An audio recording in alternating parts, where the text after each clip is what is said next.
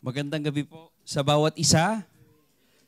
Ayan, pakisabi naman sa katabi mo, nagagalak ako na nakasama kita sa pananambahan ngayong gabi. Ayan. Bagamat holiday, no? Pinili natin ang Panginoon. Amen po ba? Praise the Lord. Sabi nga nung awitin, napakaganda po nung linya, no? From now on, diba? Today and forever, we will magnify the name of the Lord Jesus. Kaya minsan pa palakpakan natin ang Diyos na buhay. Diyos sa dakila noon, ngayon at magpakailanman. Hindi nagbago. No, napakabuti ng ating Panginoon. Sabi ko nga po last month, every time po na makikita niyo po ako dito sa inyong pong harapan, ay sem break niyo po sa series po ni Pastor Benji. Okay po ba yun? So patuloy po tayo doon sa pag-aaral po ng Fortified Family. Na, ang ganda, no? Nung presentation, family. Nawa, we declare na hindi lang yung awitin na yun ay narinig natin. But I pray, yun yung makita, maisapamuhay ng bawat pamilyang nire-represent, ng bawat pamilyang nandito. Amen po ba? That we will magnify the name of the Lord Jesus in our family. Dahil naniniwala po tayo na kapag ang pamilya po ay strong, fortified, hindi siya basta-basta maaatake ng kaaway, hindi siya basta-basta mapapabagsak ng gawa ng mundo or gawa ng kaaway. Siya ay matibay. At kapag matibay po ang pamilya, we believe that there will be a strong foundation in the church. Kapag strong po ang church, there will be strong community. Amen po ba? At kapag may strong community, there will be strong country. Amen po ba?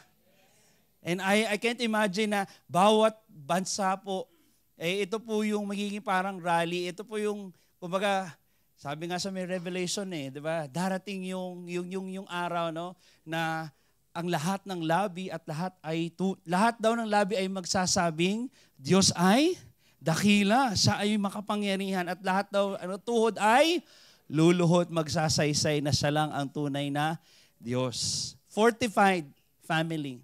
Let's go back to basic. A little bit of review lang para nang sa ganun po, inline po tayo doon sa mga napag-aralan na po natin noong mga nakaraan. Sabi po rito, it's getting back to basic. Doesn't mean going backward. Hindi po paurong. It means we're getting grounded. Pinapalakas po natin, pinapatibay po natin yung ating pundasyon, yung ating pamilya. So we can say that we are ready to seek, pursue, and conquer for Christ. Inubo. Inubo, di ba? Isa pa, seek, pursue, conquer for Christ. Let's go. Kaya naman, inuna natin yung pag-aralan yung importance ng Bible study. Kasi naniniwala tayo, pag ang bawat isa pong pamilya, at hindi lang bawat pamilya, bawat isa po sa atin ay merong Bible study or nasa may part ng home group. Sino po rito part na ng Bible study or home group? Taas ang kamay. Praise God. Di ba? Palakpakan naman natin ng halos lahat po. Di ba?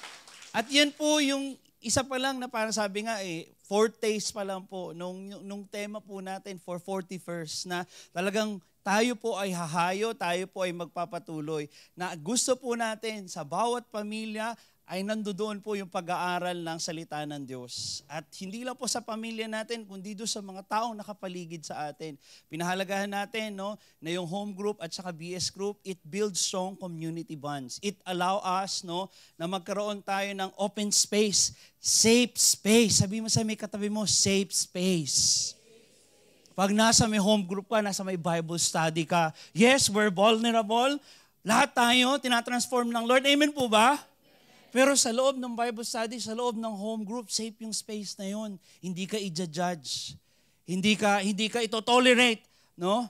Pero ikaw they are accountable. We are accountable to one another. We will pray for you. We will support one another. Amen po ba? We will edify one another. And last time po, we also emphasize yung volunteering po sa may ministry.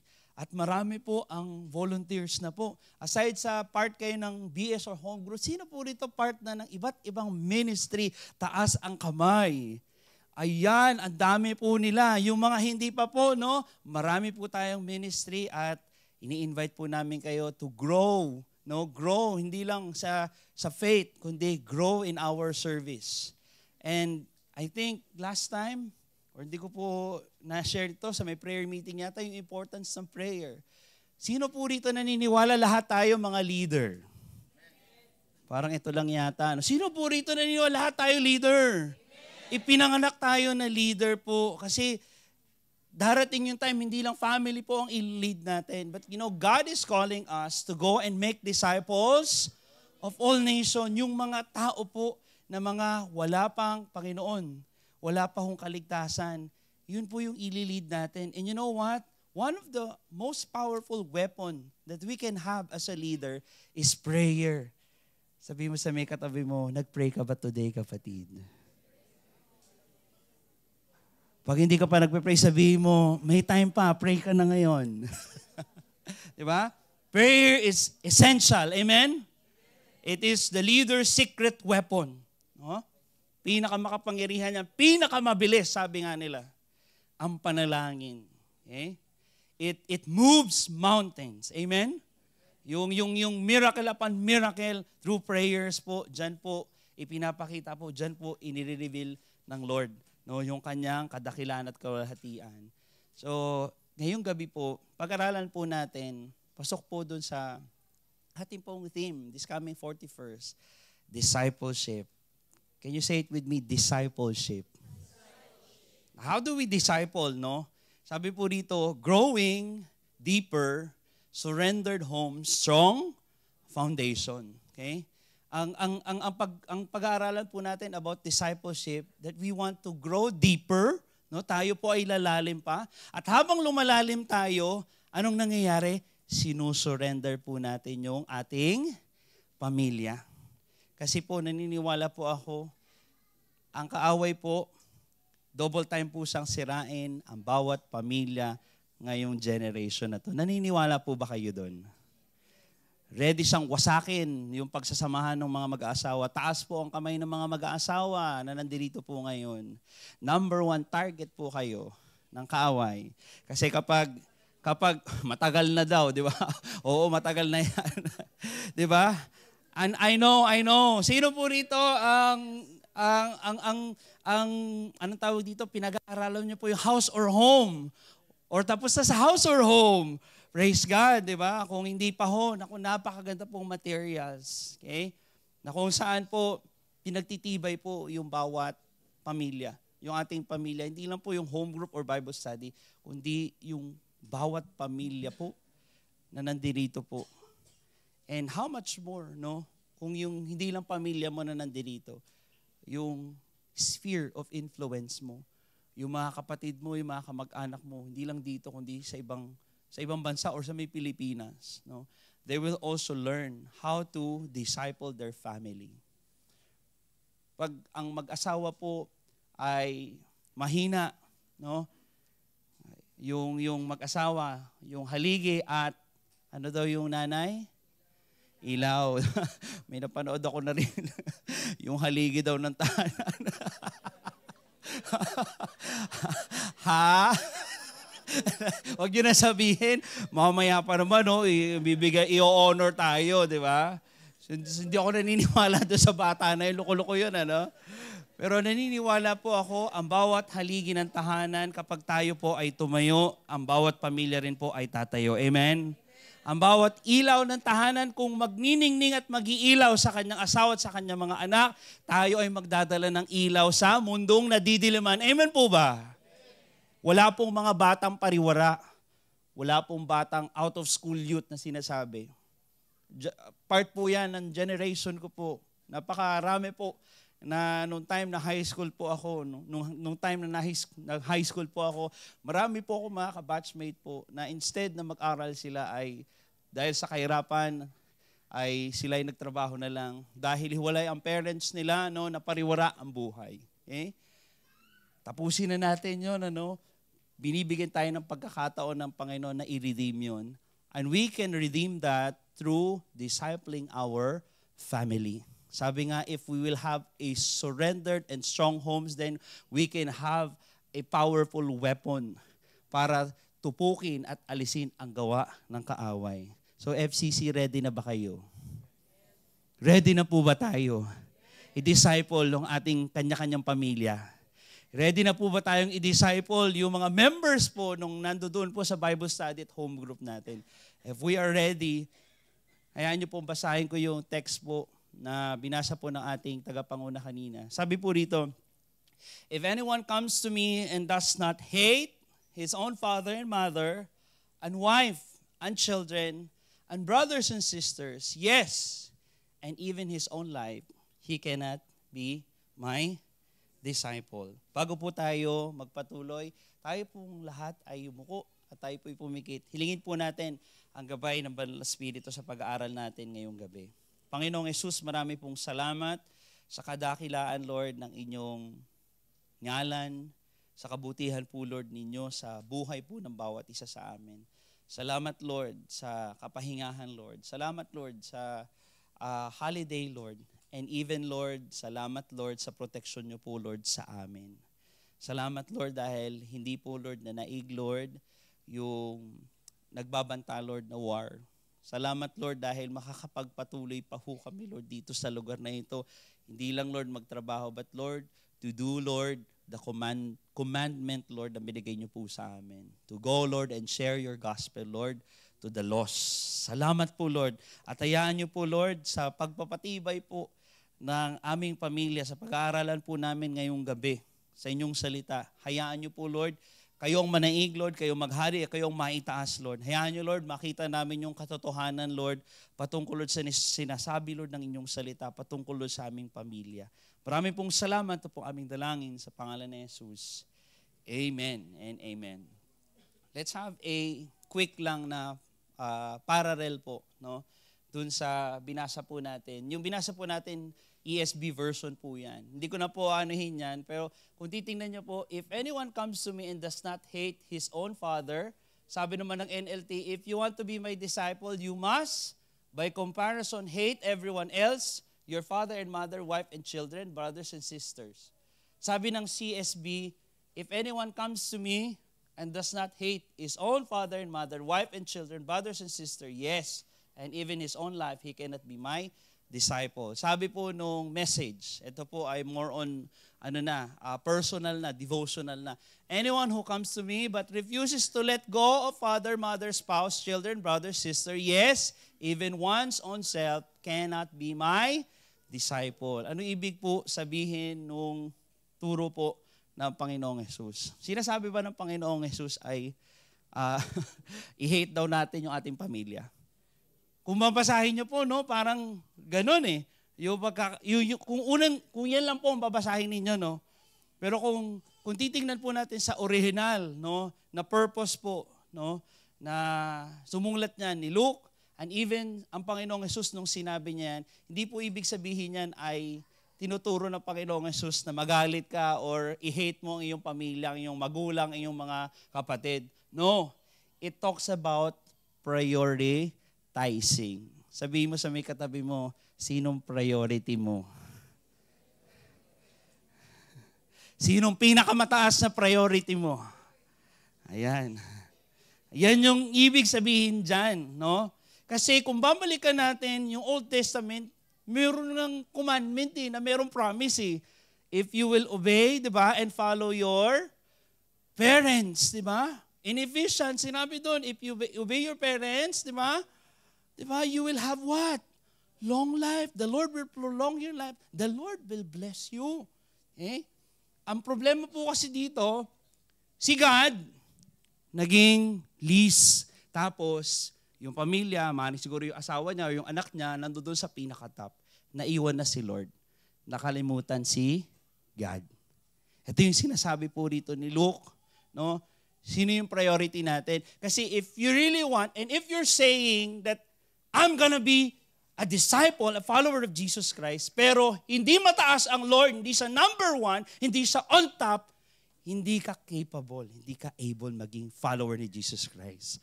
Malinaw po mga kapatid. Ayan. Kaya, di ba, minsan parang ang hirap sabihin, I want to be a disciple, let's go! Pero yung bigat po, yung part and parcel, sabi nga po doong professor po namin sa seminary, dapat alamin po natin. At kung malaman po natin yung part and parcel, yung gravity nung pagsunod sa Panginoong Jesucristo, talagang number 1, ipaprioritize mo siya. Hindi ibig sabihin yung kakalimutan mo yung magulang mo, kakalimutan mo yung pamilya mo. Ibig sabihin yan, pag number 1 si Lord, it says in His Word, if you seek the Lord and His kingdom, everything will follow. Kapatid mo, asawa mo, pamilya mo, si Lord ang bahala dyan. Pakisabi sa may katabi mo, si Lord ang bahala sa atin. Why surrendered homes? Because we believe to build a fortified family, we must first build surrendered hearts. Sabi mo, surrendered hearts. Sino ang nasa puso mo? Talaga? Sabi si Lord. Sabay tingin sa katabi. Sino ang number 1 sa puso mo? Sino ang nakaupo dyan sa puso mo, kapatid? Na nagmamanage, na nagli-lead sa iyong buhay. Okay? We must willing to count the cost. Do we know the cost of following our Lord, our Master, our Savior? Binigay niya lahat. Sabi nga, wala siyang itinira. Ibinigay niya para sa atin, para magkaroon tayo ng buhay na kasiya-siya. Amen po ba? And you're willing, are you willing, okay, to count the cost? And not only that, to deny yourself. Every day, i-deny mo yung sarili mo. Kasi hindi na yung gusto mo, hindi na yung nais mo, hindi na yung diskarte mo. Sabi nga nung kaninang awitin, di ba? We will magnify the name of the Lord from today and forever. Amen, mga kapatid. This is the foundation for generational strength. We're talking about legacy. Amen po ba? House or home. Isa po yan sa inirarally ng house or home. To build a strong legacy to the next generation, upon generation to generation. Spiritual in-depth. Okay? Yung depth, hindi lang shallow na binabasa ang salita ng Lord, kundi meron siya talagang uhaw sa pag-aaral sa salita ng Panginoon. And not only that, He is part of God's kingdom, God's vineyard. Hindi lang sa bench warmer. Sabi mo sa may katabi mo, hindi lang tagapag-init ng upuan. Humahayo. Meron ba dito nyon? Humahayo, hindi lang nagpapainit ng upuan. Meron ba dito nyon? Amen. Kaya nga surrendered homes eh. Gusto nating surrendered sa Lord ang lahat. Kasi gusto natin siya ang top priority. And if He's the top priority sa buhay natin, we know ano yung priority. Alam natin kung sino yung uunahin. Now, how to surrender our homes to Jesus? Ano daw yung definition ng house at saka ng home? Ano daw yung house? It's yung building. Tama po ba? Katulad po nito, no? Yung mga tinitirahan po natin ng mga flat. Pero ano daw yung home? It's the family. Yung tao po na nandoon sa loob ng house. That's you, brothers and sisters. And God wants us to surrender our homes to our Lord Jesus. Now, let's have a word study. Yung hate dyan, yung sinasabing hate, ang ibig po sabihin niya sa concordance, to detest, to love less, to renounce one's rights or affection. Now, what's the usage do sa may context? Sabi dyan, ang hate often mean to love less. Hindi po, sabi, Jesus is not commanding emotional hostility, ha? Or ano tawag dito? Yung pag-aawayin yung pamilya. But He talks about prioritization. Loving Him more than even your closest relationships. Now, how do we surrender our homes? There are 5. Pag-uusapan po natin ngayong gabi. Number 1, prioritize Jesus. Say it with me, prioritize Jesus. Kung priority mo si Jesus, dapat nakikita sa atin. Sabi mo sa katabi mo, dapat halata. Amen po ba? Dapat, pag nakita, lumalakad si Jesus, di ba? Ano ibig sabihin? Dati yan, unforgiving yan. Pero ngayon, merciful na, full of grace na. Dati, magagalitin yan pag lumakad ka na, palangiti na yan. Hindi na nagtatanim ng galit yan. Ayaw na ng away. Prioritize Jesus. Second is, we surrender fully. Hindi mo lang priority si Jesus, but you surrender 100%. Wala kang ititira. Kumbaga, dun sa isang bahay, lahat ng susi ng kwarto, at pati yung main door at saka back door, lahat yon ibibigay mo kanino? Kay Lord. Willing ka bang ibigay kay Lord lahat ng susi? Diba? Yun yung sinasabi po rito eh. Hindi yung may i-reserve ka. Diba? Ay, Lord, yung every Monday to Friday sa akin to. Saturday, Sunday, sige. Ayan, sa'yo yan. Surrender fully. When you say surrender fully, you will surrender everything to the Master. You will let the King manage your homes, your household. And of course, when we surrender homes, expect loss. May mawawala talaga. Merong tatanggalin si Lord. Amen ba? Mamaya, mapag-usapan natin. And you will experience daily dying to yourself. Diba? Ang hirap kaya nyon, diba? May aalisin si Lord tapos merong mamamatay. Diba? Mamamatay. Aalisin natin doon sa ating sarili so that we can walk with Jesus and lastly, we can walk with others. Unang-una, prioritize Jesus. Sabi ni Lord, if anyone comes to me and does not hate even his own life, he cannot be my disciple. Okay? Sa buhay po natin ngayon na ang technology po ay sobrang advanced. Tama po ba? Sa sobrang advanced daw, yung next na tinatouch at yung ginaganon, baka daw yung mukha mo na, yung mukha mo na, yung katabi mo na, di ba? Sa sobrang advanced daw talaga. Pag tinitingnan mo nga ngayon yung social media, hindi mo nga alam kung ano yung totoo at kung ano yung peke. Tama po ba? Because of AI. Di ba? Yung iba, mali ang paggamit ng AI. Di ba? Ginagamit para manakot, ginagamit para manira. Di ba? At ginagamit para mag-spread ng fake news. Di ba? Kaya yung iba naman na hindi pa fully surrender kay Lord, anong nangyayari? Nagpapanik, di ba? Natatakot. Kaya anong nangyayari? Naku, saan ako pupunta? Ano nang gagawin ko? Pero kapag meron kang Jesus sa puso mo, ano sabi mo? Every day, they are new every morning. New every morning. Anong sunod?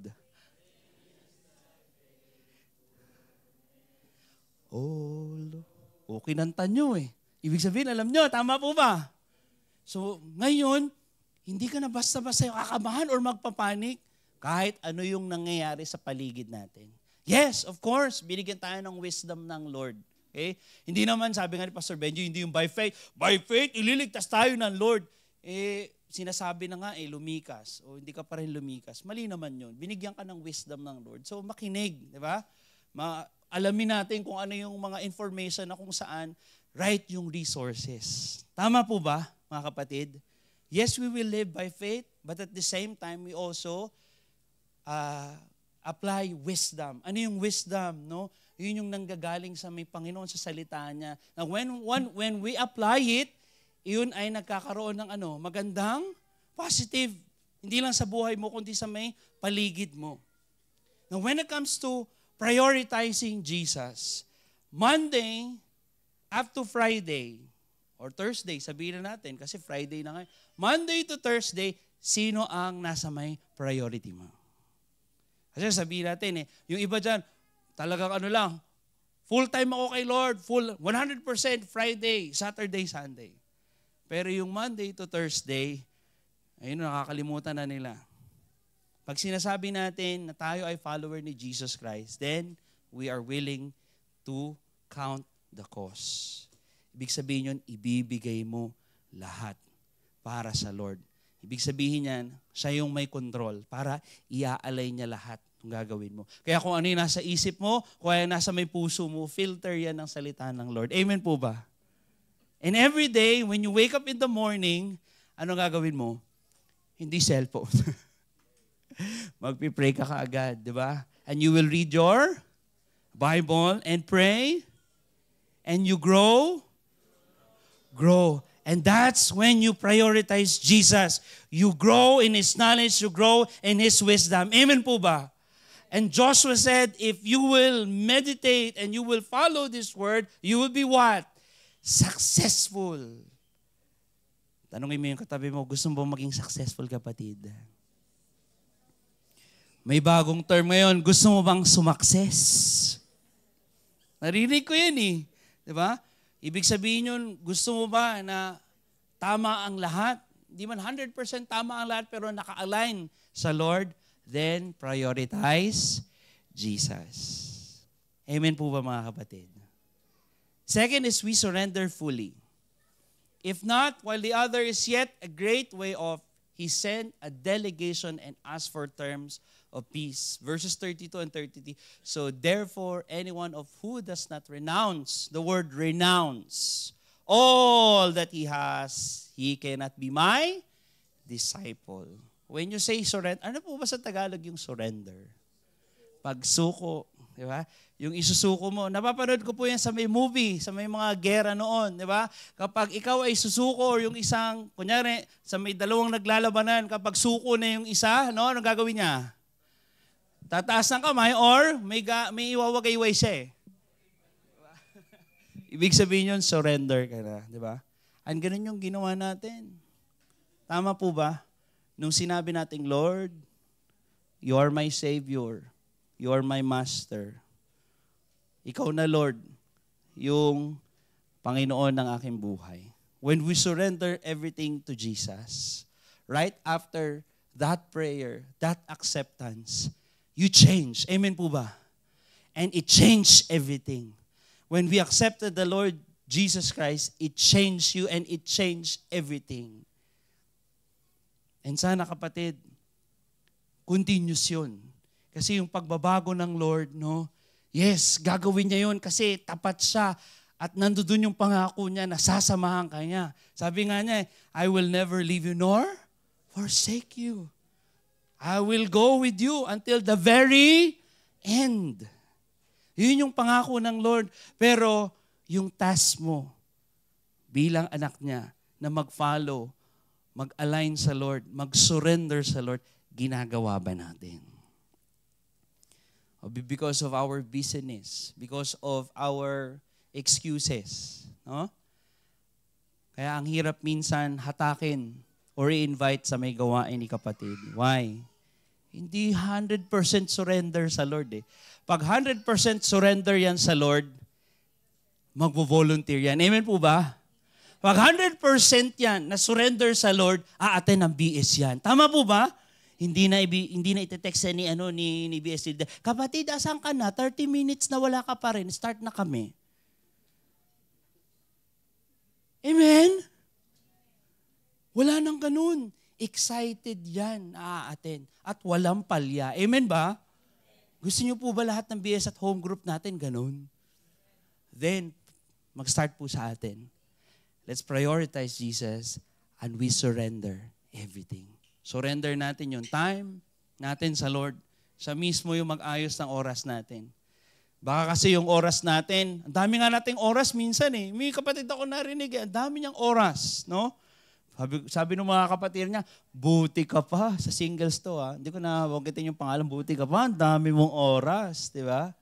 Pero nakakatuwa naman doon sa may kapatid na yun dahil na-discover niyang marami siyang oras. Sabi niya, since marami akong oras, marami ako ngayong time para i-google sa gawain ng Panginoon. Sana all. Amen po ba? Sana ganun. Hindi yung dami kong oras ngayon ang gagawin ko. Scroll. Ang dami kong oras ngayon saan pa maganda kumain ngayon?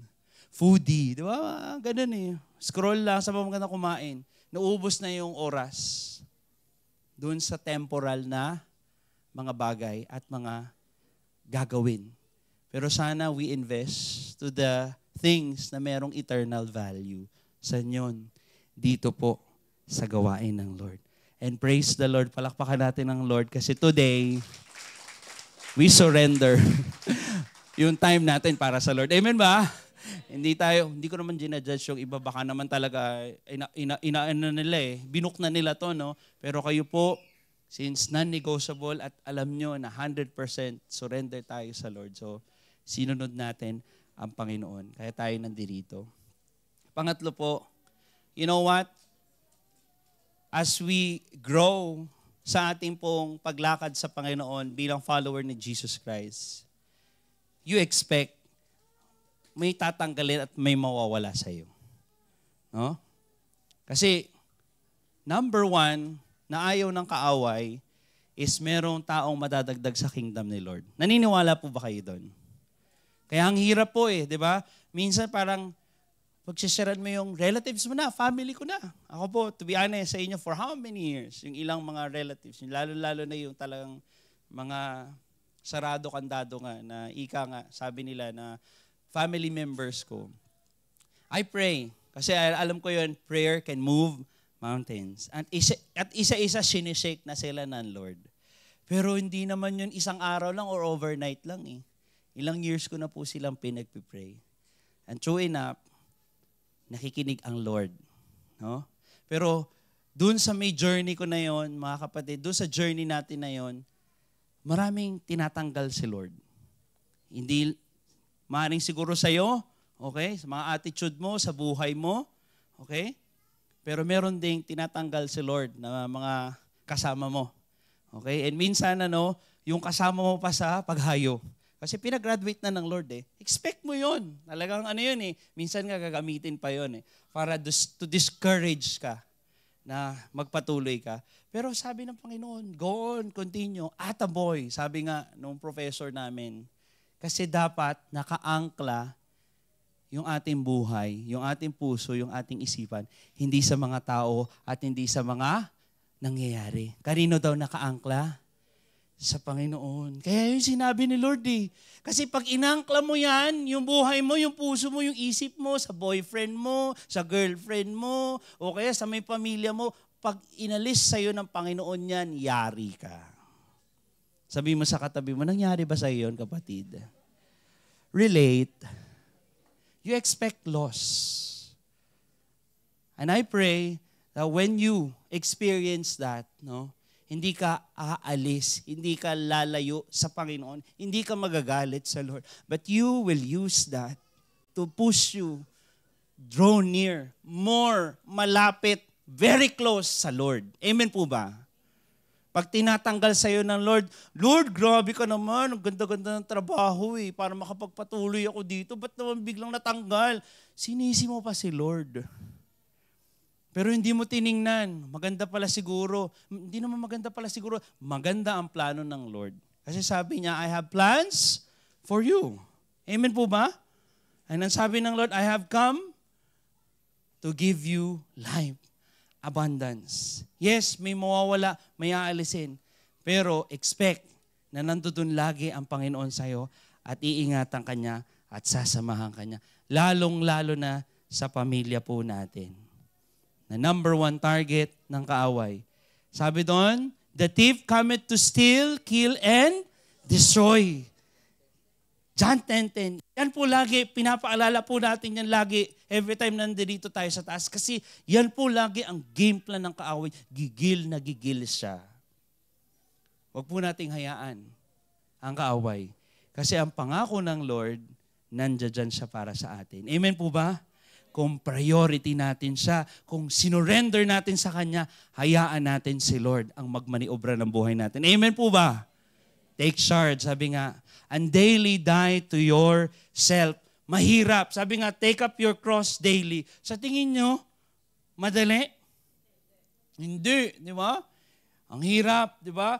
Lalo nga kapag may mga binabago ka na tinutuya ka pa. Uy, grabe di ba? Dati, di ba, ano yan? Isnabero yan, isnabera yan. Ngayon, hindi na. Hindi pa natuwa, nagbago ka na, di ba? Pero kasi ganun talaga Process yun. Pero titingnan mo yung ginagawa ng Lord sa buhay mo. As long as nagdedepende ka doon sa Panginoon, as long as nakaangkla 100% yung puso mo at isipan mo sa gawain at sa salita ng Panginoon. Yes, you will change. Kasi pangako ng Lord yun You will be transformed. Tama po ba? Dati, hindi mo kilala ang Panginoon. Dati, punong-puno ng hatred ang puso mo. Dati, ang hirap mo magpatawad. Pero nung nakilala mo ang Panginoon, tinanggap mo siya sa iyong buhay, anong nangyari? Dati mag-isa ka lang. Kasi nga, puro ka galit, puro ka hinagpis, puro ka lungkot. Mag-isa ka lang talaga. Ang liit ng space mo. Pero nung nakilala mo ang Panginoon, inalaw mo na maghari siya at kumilos siya sa buhay mo. Anong nangyari? Dahan-dahan nag-open si Lord ng doors. Hindi nga lang doors, minsan windows. No? And sometimes when you experience, your windows will closes, it's okay. Kasi may i-open si Lord na iba. Whether front door, back door, or side door, i-open ng Lord dyan. Basta ready ka na para sa Kanya, mababago ka. And kung ikaw mismo, binabago ka ng Lord at nakikita yon ng pamilya mo, hindi ba yung pamilya mo, yung members ng family mo, sila rin, hindi rin magiging mahirap sa kanila na sumunod? Kasi kita sa buhay mo. Amen po ba? Nakikita kasi, hindi lang sa salita. Hindi lang yung sinasabi mo, pero nakikita nila, dahan-dahan yung pagbabago sa buhay mo. Sa bawat desisyon na ginagawa natin. So, kapatid, pakisabi sa katabi mo, sa pagsunod natin sa Panginoon, yes, may kagalakan. Yes, merong kainan. Pero most of the time, ina-expect ng Lord that you will daily die to yourself. So that, hindi ikaw makikita, sino daw? Ang Panginoon na. And pag nangyari po yun, marami pong tao na makakakilala at talapit sa Panginoon. And once we do yung 4 na bagay na yon, we can say, ang daling mag-share, ang daling mag-testify. And you know what? Ito yung mangyayari. We can walk with other people. Sabi nga sa pag-share, sabi ng isang professor ko before we end, sino po dito nag-evangelize, nag-share ng gospel? You know what? When we share the gospel, para daw yung nakasabay mo yung tao sa may isang journey. Yung kunyari, yung from Abu Dhabi to Dubai. Tapos nag-bus ka, nag-commute ka, may katabi ka. Tama po ba? Sino po rito naka-experience mag-commute? So parang ganun daw. Di ba minsan, lalo na pagkabayan, alam mo kabayan tatanungin mo agad, kabayan, di ba? Anong next na question? O, taga saan ka, di ba? O, kamusta? Tapos after nyo, taga saan ka sa atin? O kaya, taga saan ka dito sa Abu Dhabi? Tapos, ang haba na yun. Kasi ilang oras ba ang travel sa may bus? 2, di ba? Sa tingin mo ba yung 2 oras na yun, possible na makapag-share? Yes. Ang sabi ng professor namin, it's like a journey. Yung parang nagpupunta ka sa isang lugar, nakausap mo lang yung tao na whether na-meet mo siya that day, casual lang. Pero tayo bilang Kristiyano, iba. We communicate not only yung pag-uusap, not only to build rapport, but we will communicate. Sino daw? Si Jesus. Ito po yung nangyari sa Book of Acts. Yung volume po ni Luke, meron pong 2nd volume yan. So yung Luke, yung pinag-aralan natin po, 2nd volume niya is yung Acts. Ano pong nangyari doon sa mga tao na nag-surrender sa Panginoon, na pinrioritize si Jesus? Na talagang everyday they die to themselves, to their self. And anong nangyari? And they devoted themselves to the apostles' teaching. And the fellowship, to the breaking of bread and the prayers. May mga worship sa iba't ibang templo. And not only that, and we came upon every soul, and many wonders and signs were being done to the apostles. And all who believed were together, had all things in common, and they were selling their possessions, belongings, and distributing the proceeds to all as any had need. And day by day, ito po yung nangyari, day by day, attending temple together and breaking their bread in their homes. Ito po yung ginagawa po natin. Every Friday, Saturday, we meet corporately and we worship Him. Tama po ba? And sabi dito, and they breaking bread in their homes. Ano po yun? Mayroong mga iba't ibang house church or Bible study or small group na nagaganap every day. Pakisabi sa katabi mo, every day yun. Every day yun. They received their food with glad and generous hearts. Hindi lang sila busog sa pagkain, busog sila sa salita ng Panginoon. And this is with their family. At anong nangyari? Every day at the end, nung kanilang gathering, nung kanilang home group or Bible study, they praising God and having favor with all the people. At ito pong nangyari. And the Lord added to their number day by day those who were being saved. Gusto niyo po ganyan po ang mangyari sa FCC, mga kapatid? Parang ang hina na. Malapit na matapos. Sabi mo, last slide na. Sabi ni pastor.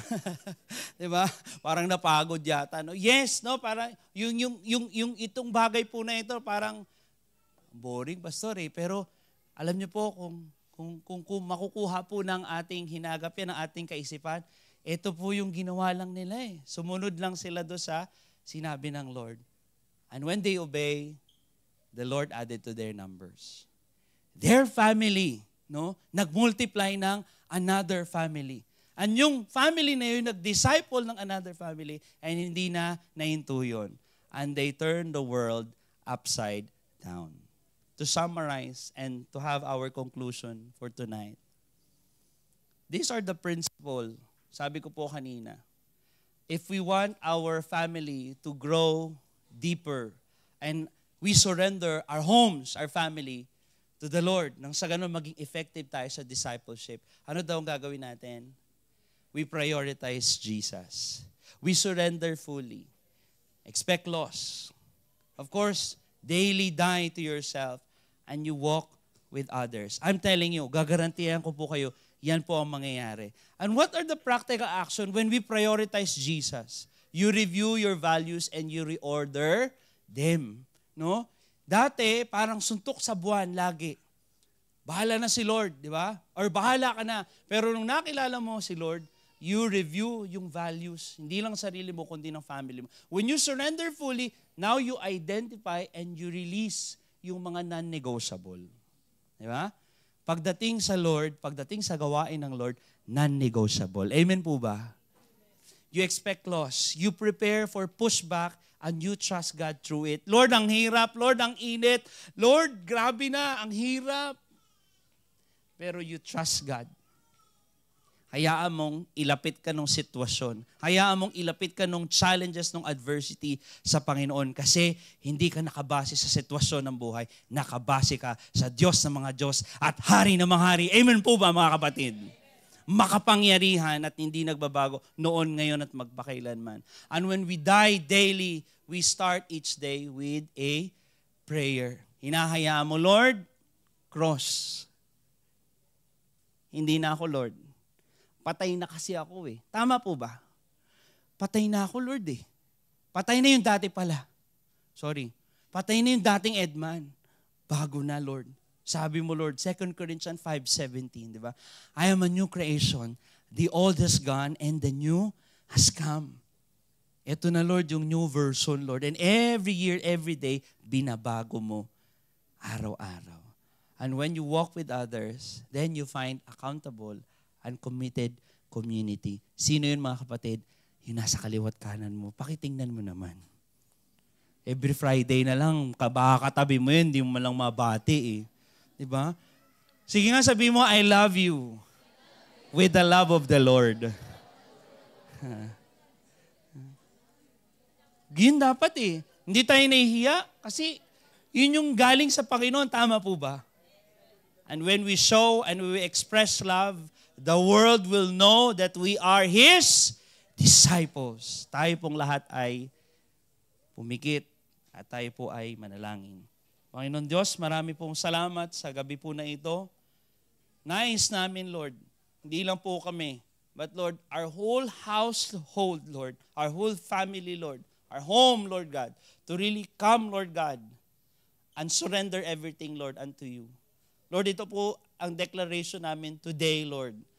As we go, Lord, hindi namin hahayaan, Lord, na ang pamilya po namin, Lord, wala po, Lord, wala po kaming papalampasin. Lahat po, Lord, ng members ng aming family, Lord, makakarinig ng salita mo, Lord. And with your help, Lord, in your time, Lord, ikaw, Lord, ang mapapakita sa amin, Lord, ng paraan paano po namin magagawa yun. Lord, we cannot do this alone, Lord. Apart from you, Lord, we cannot do, Lord, anything, Lord. That's why, Lord, we entrust to you everything. Because in you, Lord, we can do all things, Lord. Because you strengthen us, you give us grace, you give us wisdom every day. That's why we entrust to you, Lord, lahat po ng mga bagay na ito. And Lord, once we entrust everything, Lord, hayaan niyo po, Lord, lumakad kami. Hindi lang namin paniwalaan, but lakaran namin yung mga pangako, Lord, na binigay niyo po sa amin. Salamat po, Panginoon. Ito pong aming dalangin sa pangalan ni Jesus. Amen. Magandang gabi po sa bawat isa.